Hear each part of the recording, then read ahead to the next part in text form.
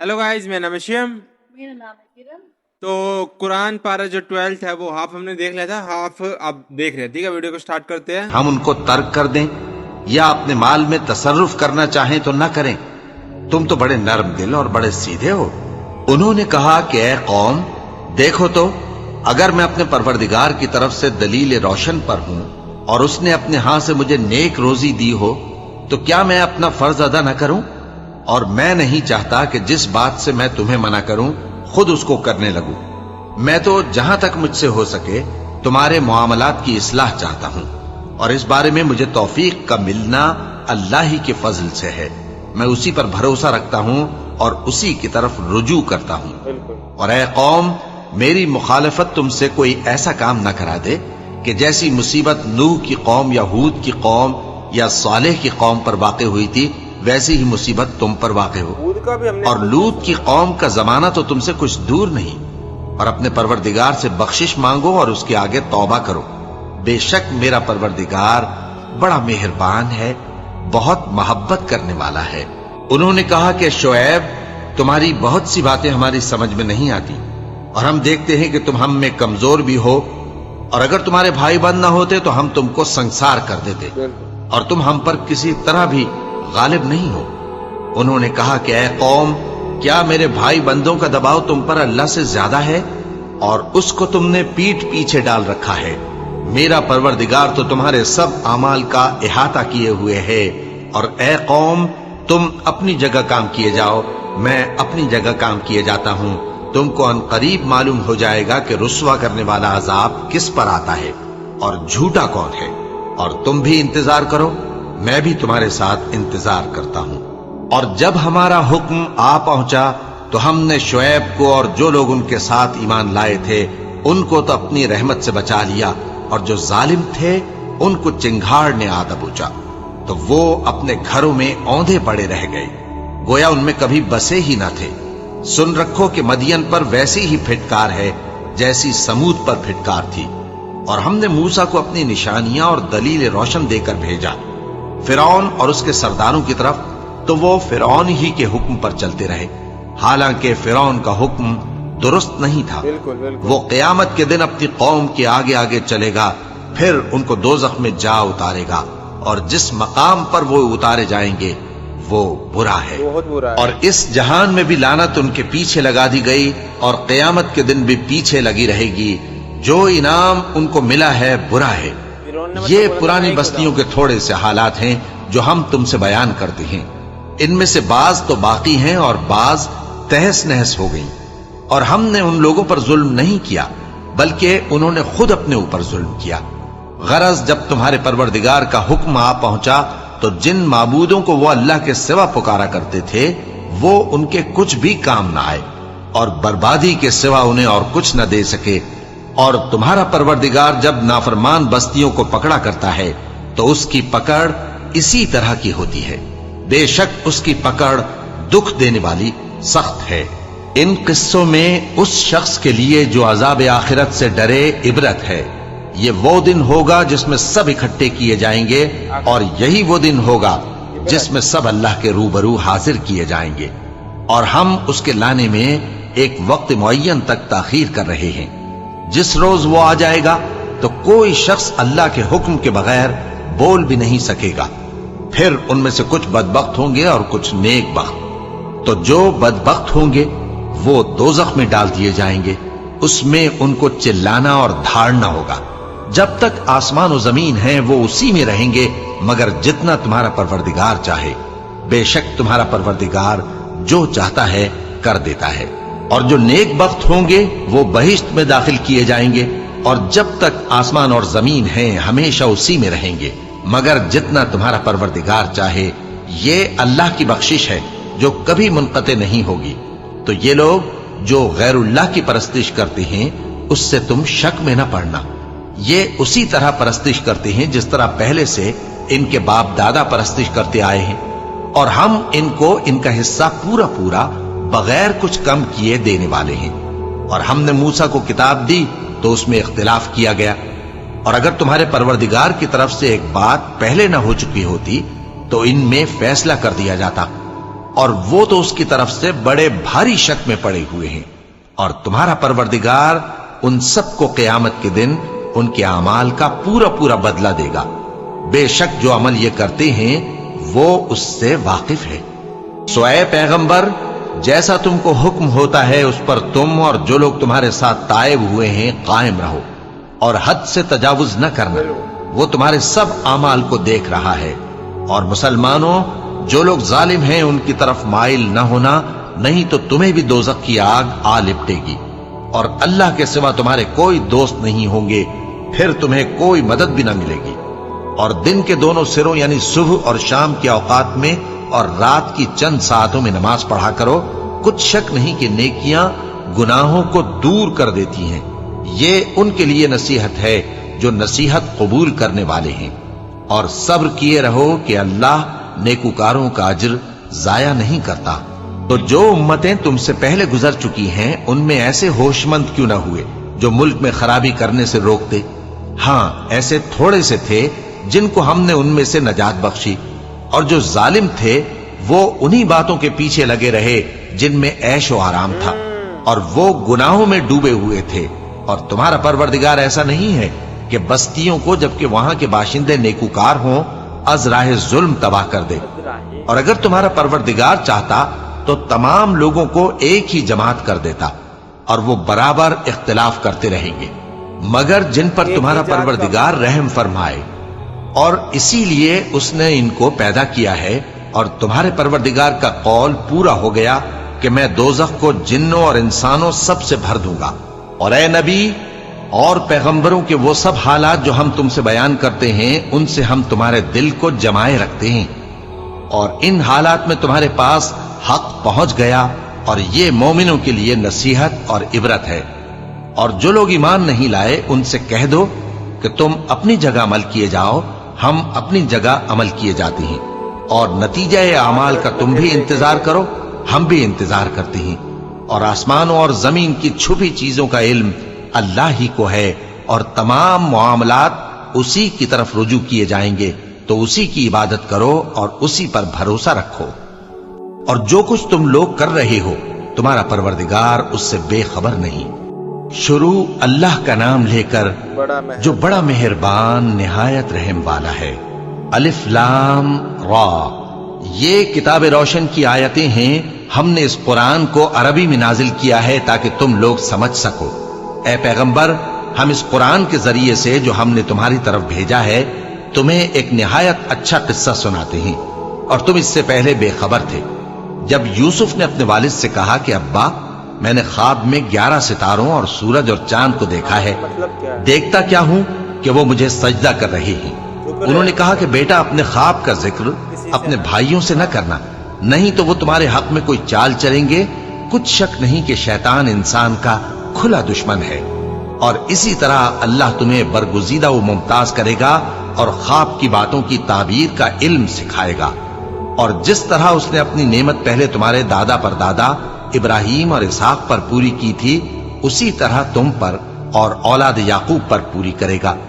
بے شک تمہارا پروردگار سب کچھ جاننے والا ہے، حکمت والا ہے۔ ہاں، یوسف اور ان کے بھائیوں کے قصے میں پوچھنے والوں کے لیے بہت سی نشانیاں ہیں۔ جب انہوں نے آپس میں تذکرہ کیا کہ یوسف اور اس کا بھائی ابا کو ہم سے زیادہ پیارے ہیں، حالانکہ ہم جماعت کی جماعت ہیں، کچھ شک نہیں کہ ابا کھلی غلطی پر ہیں۔ یوسف کو یا تو جان سے مار ڈالو یا کسی ملک میں پھینک آؤ، پھر ابا کی توجہ صرف تمہاری طرف ہو جائے گی، اور اس کے بعد تم نیک لوگوں میں ہو جاؤ گے۔ ان میں سے ایک کہنے والے نے کہا کہ یوسف کو جان سے نہ مارو، کسی اندھے کنویں میں ڈال دو کہ کوئی راہگیر اسے نکال کر کسی دوسرے ملک میں لے جائے گا۔ اگر تم کو کرنا ہی ہے تو یوں کرو۔ یہ مشورہ کر کے وہ اپنے والد سے کہنے لگے کہ ابا جان، کیا سبب ہے کہ آپ یوسف کے بارے میں ہمارا اعتبار نہیں کرتے، حالانکہ ہم اس کے خیر خواہ ہیں؟ کل اسے ہمارے ساتھ بھیج دیجئے کہ خوب میوے کھائے اور کھیلے کودے، ہم اس کے نگہبان ہیں۔ انہوں نے کہا کہ یہ امر مجھے غمناک کیے دیتا ہے کہ تم اسے لے جاؤ، یعنی وہ مجھ سے جدا ہو جائے، اور مجھے یہ بھی خوف ہے کہ تم کھیل میں اس سے غافل ہو جاؤ اور اسے بھیڑیا کھا جائے۔ وہ کہنے لگے کہ اگر ہماری موجودگی میں کہ ہم ایک طاقتور جماعت ہیں اسے بھیڑیا کھا گیا تو ہم بڑے نقصان میں پڑ گئے۔ غرض جب وہ اس کو لے گئے اور اس بات پر اتفاق کر لیا کہ اس کو اندھے کنویں میں ڈال دیں، اور ہم نے یوسف کی طرف وحی بھیجی کہ ایک وقت ایسا آئے گا کہ تم انہیں ان کے اس سلوک سے آگاہ کرو گے اور ان کو اس وحی کی کچھ خبر نہ ہوگی۔ اور یہ حرکت کر کے وہ رات کے وقت باپ کے پاس روتے ہوئے آئے، کہنے لگے کہ ابا جان، ہم تو دوڑنے اور ایک دوسرے سے آگے نکلنے میں مصروف ہو گئے اور یوسف کو اپنے اسباب کے پاس چھوڑ گئے تو اسے بھیڑیا کھا گیا، اور آپ ہماری بات کو گو ہم سچ ہی کہتے ہیں باور نہیں کریں گے، اور ان کے کرتے پر جھوٹ موٹ کا لہو بھی لگا لائے۔ یعقوب نے کہا کہ یوں نہیں ہے، بلکہ تم اپنے دل سے یہ بات بنا لائے ہو۔ اچھا، صبر کہ وہی خوب ہے، اور جو تم بیان کرتے ہو اس کے بارے میں اللہ ہی سے مدد چاہیے۔ اور اب اللہ کی شان دیکھو کہ اس کنویں کے قریب ایک قافلہ آوارد ہوا اور انہوں نے پانی کے لیے اپنا سقا بھیجا، تو اس نے کنویں میں ڈول لٹکایا، یوسف اس سے لٹک گئے۔ وہ بولا، زہے قسمت، یہ تو ایک لڑکا ہے، اور اس کو قیمتی سرمایہ سمجھ کر چھپا لیا۔ اور جو کچھ وہ کرتے تھے اللہ کو خوب معلوم تھا، اور انہوں نے اس کو تھوڑی سی قیمت یعنی معدود چند درہموں پر بیچ ڈالا، اور وہ اس سے بیزار ہو رہے تھے۔ اور مصر میں جس شخص نے اس کو خریدا، اس نے اپنی بیوی سے جس کا نام زلیخا تھا کہا کہ اس کو عزت و اکرام سے رکھو، عجب نہیں کہ یہ ہمیں فائدہ دے یا ہم اسے بیٹا بنا لیں۔ اس طرح ہم نے یوسف کو سرزمین مصر میں جگہ دی، اور غرض یہ تھی کہ ہم ان کو خواب کی باتوں کی تعبیر سکھائیں، اور اللہ اپنے کام پر غالب ہے لیکن اکثر لوگ نہیں جانتے۔ اور جب وہ اپنی جوانی کو پہنچے تو ہم نے ان کو دانائی اور علم عطا کیا، اور نیکوکاروں کو ہم اسی طرح بدلہ دیا کرتے ہیں۔ اور جس عورت کے گھر میں وہ رہتے تھے اس نے ان کو اپنی طرف مائل کرنا چاہا، اور دروازے بند کر کے کہنے لگی، یوسف جلدی آؤ۔ انہوں نے کہا کہ اللہ پناہ میں رکھے، وہ یعنی تمہارے میاں تو میرے آقا ہیں، انہوں نے مجھے اچھی طرح سے رکھا ہے، میں ایسا ظلم نہیں کر سکتا، بے شک ظالم لوگ فلاح نہیں پائیں گے۔ اور اس عورت نے ان کا قصد کیا اور انہوں نے اس کا قصد کیا۔ اگر وہ اپنے پروردگار کی نشانی نہ دیکھتے تو جو ہوتا سو ہوتا۔ یوں اس لیے کیا گیا کہ ہم ان سے برائی اور بے حیائی کو روک دیں، بے شک وہ ہمارے چنے ہوئے بندوں میں سے تھے۔ اور دونوں دروازے کی طرف بھاگے، آگے یوسف، پیچھے زلیخا، اور عورت نے ان کا کرتا پیچھے سے پکڑ کر جو کھینچا تو پھاڑ ڈالا، اور دونوں کو دروازے کے پاس عورت کا خاوند مل گیا۔ تو عورت بولی کہ جو شخص تمہاری بیوی کے ساتھ برا ارادہ کرے اس کی اس کے سوا کیا سزا ہے کہ یا تو قید کیا جائے یا اسے دکھ کا عذاب دیا جائے۔ یوسف نے کہا، اسی نے مجھ کو اپنی طرف مائل کرنا چاہا تھا، اور اس کے خاندان میں سے ایک گواہ نے گواہی دی کہ اگر اس کا کرتا آگے سے پھٹا ہو تو یہ سچی اور یوسف جھوٹا ہے، اور اگر کرتا پیچھے سے پھٹا ہو تو یہ جھوٹی اور وہ سچا ہے۔ سو جب اس کا کرتا دیکھا تو پیچھے سے پھٹا تھا، تب اس نے زلیخا سے کہا کہ یہ تمہارا ہی فریب ہے، اور کچھ شک نہیں کہ تم عورتوں کے فریب بڑے بھاری ہوتے ہیں۔ یوسف اس بات کا خیال نہ کر، اور زلیخا تو اپنے گناہ کی بخشش مانگ، بے شک خطا تیری ہی ہے۔ اور شہر میں عورتیں گفتگویں کرنے لگیں کہ عزیز کی بیوی اپنے غلام کو اپنی طرف مائل کرنا چاہتی ہے، اور اس کی محبت اس کے دل میں گھر کر گئی ہے، ہم دیکھتی ہیں کہ وہ کھلی گمراہی میں ہے۔ پھر جب زلیخا نے ان عورتوں کی گفتگو جو حقیقت میں دیدار یوسف کے لیے ایک چال تھی سنی، تو ان کے پاس دعوت کا پیغام بھیجا اور ان کے لیے ایک محفل مرتب کی، اور پھل تراشنے کے لیے ہر ایک کو ایک ایک چھری دی، اور یوسف سے کہا کہ ان کے سامنے آؤ۔ جب عورتوں نے ان کو دیکھا تو ان کا روب حسن ان پر ایسا چھا گیا کہ پھل تراشتے تراشتے اپنے ہاتھ کاٹ لیے، اور بے ساختہ بول اٹھی کہ اللہ پاک ہے، یہ آدمی نہیں، یہ تو کوئی بزرگ فرشتہ ہے۔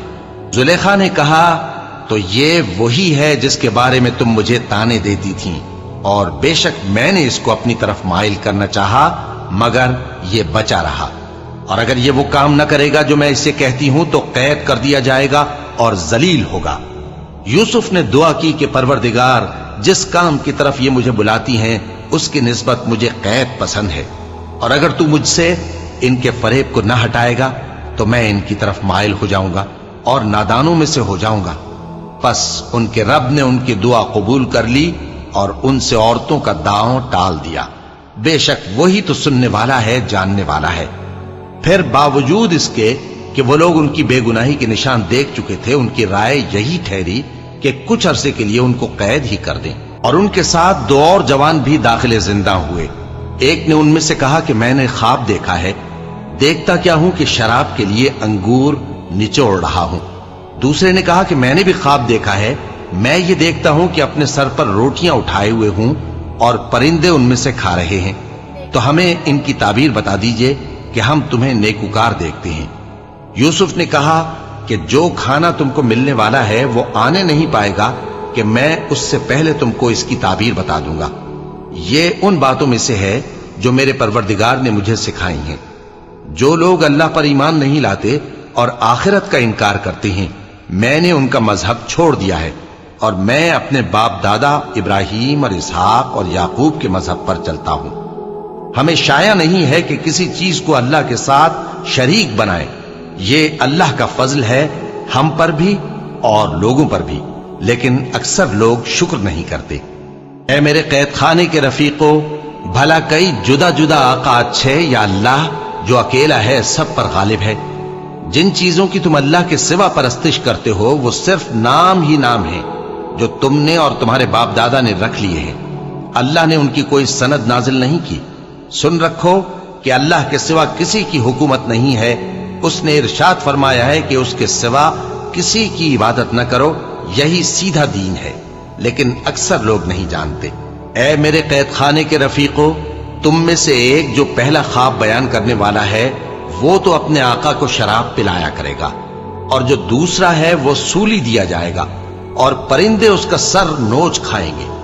जो बात तुम मुझसे पूछते थे वो फैसल हो चुकी है। और उन दोनों में से जिसकी निस्बत यूसुफ ने ख्याल किया कि वो रिहाई पा जाएगा, उससे कहा कि अपने आका से मेरा जिक्र भी कर देना। फिर शैतान ने उसे उनका अपने आका से जिक्र करना भुला दिया और यूसुफ कई बरस कैद खाने ही में रहे। और बादशाह ने कहा कि मैंने ख्वाब देखा है, देखता क्या हूं कि 7 मोटी गायें हैं जिनको 7 दुबली गायें खा रही हैं, और 7 खोशे सब्ज हैं और 7 खुश्क। ऐ दरबारियों, अगर तुम ख्वाबों की ताबीर दे सकते हो तो मुझे मेरे ख्वाब की ताबीर बताओ। उन्होंने कहा, ये ख्वाब तो परेशान ख्याली से हैं और हमें ऐसे ख्वाबों की ताबीर नहीं आती। और वो शख्स जो दोनों कैदियों में से रिहाई पा गया था और जिसे मुद्दत के बाद वो बात याद आ गई, बोल उठा कि मैं आपको इसकी ताबीर ला बताता हूं, मुझे कैद खाने जाने की इजाजत दीजिए। गरज वो यूसुफ के पास आया और कहने लगा, यूसुफ, ऐ बड़े सच्चे यूसुफ, हमें इस ख्वाब की ताबीर बताइए कि 7 मोटी गायों को 7 दुबली गायें खा रही हैं और 7 खोशे सब्ज हैं और 7 सूखे, ताकि मैं लोगों के पास वापस जाकर ताबीर बताऊं। अजब नहीं कि वो तुम्हारी कद्र जाने। उन्होंने कहा कि तुम लोग 7 साल मुतवातिर खेती करते रहोगे, तो जो गल्ला काटो तो थोड़े से गल्ले के सिवा जो खाने में आए बाकी को खोशों में ही रहने देना। फिर उसके बाद खुश्क साली के 7 सख्त साल आएंगे कि जो गल्ला तुमने जमा कर रखा होगा वो सबको खा जाएंगे, सिर्फ वही थोड़ा सा रह जाएगा जो तुम एहतियात से रख छोड़ोगे। फिर उसके बाद एक ऐसा साल आएगा कि खूब मेंह बरसेगा और लोग उसमें रस निचोड़ेंगे। और ये ताबीर सुनकर बादशाह ने हुक्म दिया कि यूसुफ को मेरे पास ले आओ। सो जब कासिद उनके पास गया तो उन्होंने कहा कि अपने आका के पास वापस जाओ और उससे पूछो कि उन औरतों का क्या हाल है जिन्होंने अपने हाथ काट लिए थे। बेशक मेरा परवरदिगार उनके फरेब से खूब वाकिफ है। बादशाह ने औरतों से पूछा कि तुम्हारा क्या किस्सा था जब तुमने यूसुफ को अपनी तरफ माइल करना चाहा। सब बोल उठी कि अल्लाह पाक है, हमने उसमें कोई बुराई मालूम नहीं की। अजीज की बीवी ने कहा, अब सच्ची बात तो जाहिर हो ही गई है। असल ये है कि मैंने उसको अपनी तरफ माइल करना चाहा था और वो बेशक सच्चा है। यूसुफ ने कहा कि मैंने ये बात इसलिए पूछी है कि अजीज को यकीन हो जाए कि मैंने उसकी पीठ पीछे उसकी अमानत में खयानत नहीं की, और अल्लाह खयानत करने वालों की चाल को चलने नहीं देता। तो यूसुफ अस्सलाम का जो वाक्य है वो कुरान में है, ठीक है। अब हमको धीरे धीरे पता चल रहा है कि कुरान में क्या क्या है, कौन कौन सी वाक्य है, कौन कौन सी जो बातें हुई है वो लिखी हुई है, ठीक है।